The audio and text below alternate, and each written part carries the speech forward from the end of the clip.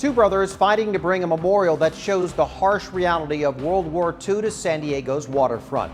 And this isn't their first attempt, but they say it's now more important than ever. Speaking from San Diego, Governor Gavin Newsom announces a multi-million-dollar prize for anyone who can solve California's wildfire crisis, with an emphasis on prevention. But first, two Jewish brothers are running into opposition as they try to bring a Holocaust memorial to one of the most iconic spots in San Diego. It looks like this art committee is more interested in lighting up the Coronado Bridge like a Christmas tree than identifying a world event that has significance that would help change people's minds and help prevent genocide in the future.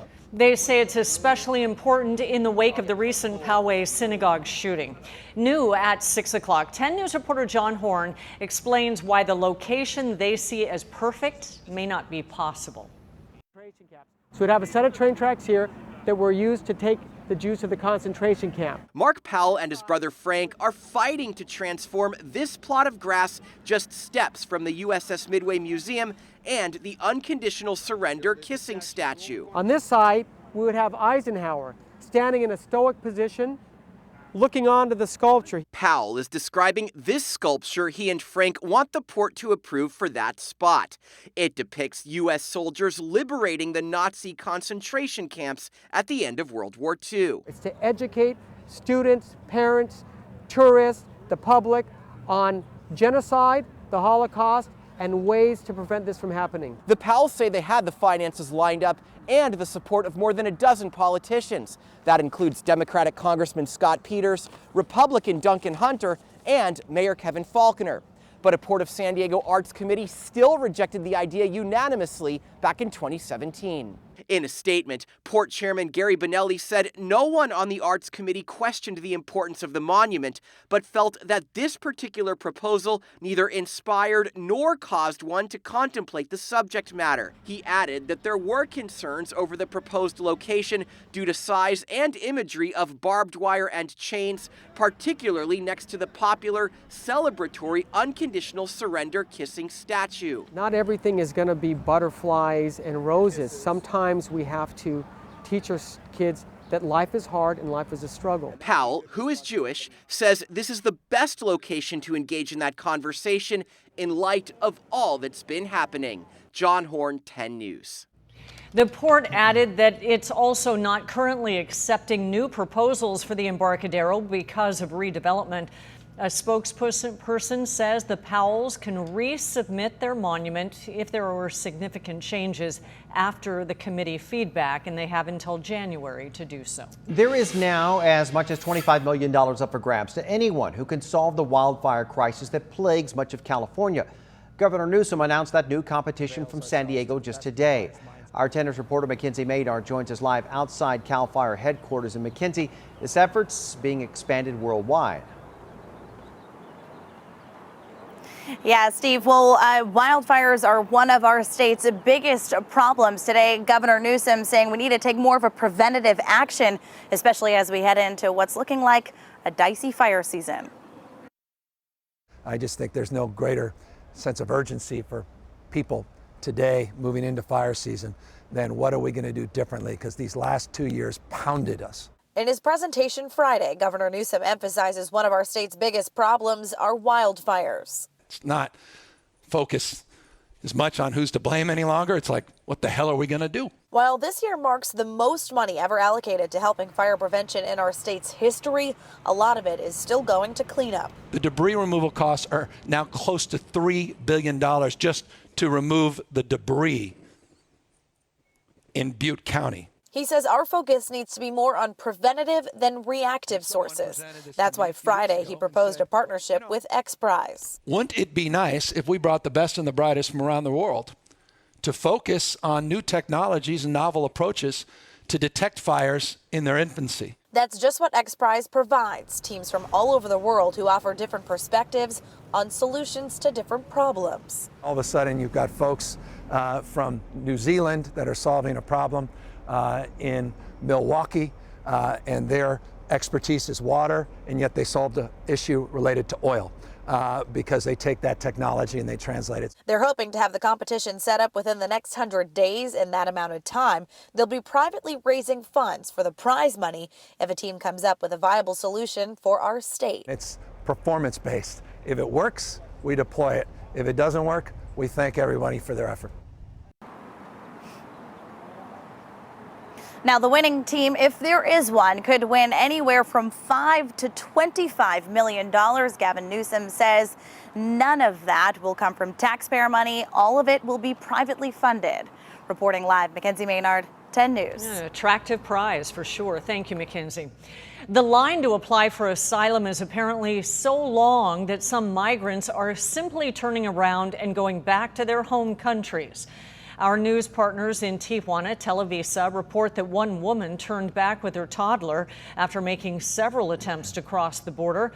Migrants south of the border claim the U.S. isn't respecting the right to seek asylum. Some say it's not worth it to wait months just to be told no. And just yesterday, we told you that since the U.S. started returning asylum seekers to Mexico, more than 4,200 migrants have been sent back across the border to wait. Meantime, the Department of Defense confirms it is spending about $1.5 billion to replace fencing near El Centro and along the border south of Tucson, Arizona. The money is being repurposed from a military fund. In a statement, the DoD says taking the money won't have any effect on military preparedness or on service member benefits. All right, Kimberly, Brian Schlonsky now inside the 10 News Live Center, where we have some new developments from a wild story in Fullerton. Take a look at this. A homeless man seriously injured and also now facing charges after setting off an explosive device outside of this Fullerton Denny's. The sheriff's bomb squad showed up to the scene. Nearby businesses had to be evacuated, and you can see the streets there shut down for hours. Bomb squad techs also found a second IED. Now, this homeless man is 59 years old. He has injuries to his face and hands. He is expected to survive and then go to court. And at this point, it doesn't look like anyone else around there was injured in all this. Steve. Brian, thank you. The attorney who once prosecuted O.J. Simpson is stepping away from defending the man accused of killing Nipsey Hussle. On Facebook, Christopher Darden says that his family has gotten death threats since he started defending Eric Holder. A judge assigned Holder a public defender just today. Investigators say that Holder shot and killed Hussle outside Hussle's Los Angeles store back in March. Police say that Holder and Hussle did have an argument earlier in the day before Holder came back with a gun and shot Hussle. A man convicted of kidnapping a father and young son just received a 650-year prison sentence. A jury found Joseph Ramos guilty last fall of carjacking the father and the son back in Encinitas in October of 2016. Then trying to get away to Los Angeles. Sheriff's deputies pulled over that car and Ramos got out with a gun, which led to a deputy shooting him. Deputies had been looking for Ramos in connection to a number of burglaries, of which he was also convicted. A man who pulled out a gun in the middle of his North County office and shot his co-worker in the face is going to prison for life. Julio Narvaez's defense team tried to argue that he may be affected by Alzheimer's disease, but there's no definitive diagnosis, and that did not sway the judge. If this really did play a role in Mr. Narvaez's behavior, then he poses a danger and he'll continue to pose even a greater danger. Narvaez pleaded guilty to the 2017 attack in which he shot a co-worker at Pharmatech in Carmel Mountain Ranch. After an argument, the man he shot is still recovering. We are still expecting some rain this weekend, but San Diego may dodge the worst of it. Our pinpoint meteorologist, Angelica Campos, is here with the latest forecast. Looks like Mother Nature may be kind to mothers on Mother's Day, you say. Yeah, overnight, this has changed just a little bit, but the track of the storm, even if it veers about 5 miles, it could make a completely different forecast. So you see the area of low pressure sitting over the water, cool air still in place. Now the track of this system is actually going to be towards Baja, and then eventually it's going to move towards the east into the Four Corners. And the process, as it moves to the south, is going to take the bulk of its moisture. We still have a chance for showers and thunderstorms for tomorrow, and you can see it here. The best chance for showers will be in the morning, and then there's a chance for isolated thunderstorms thunderstorms in the afternoon, right around 4 or 5 o'clock. So for those of you traveling, keep that in mind.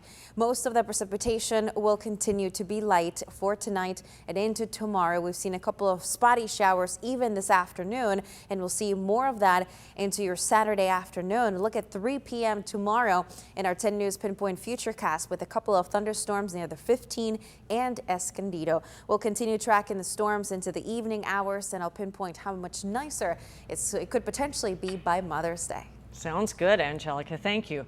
Border Patrol agents busted a man who they say stuffed a bunch of meth into his car's gas tank. The bust happened at the Border Patrol checkpoint at 8 near Campo.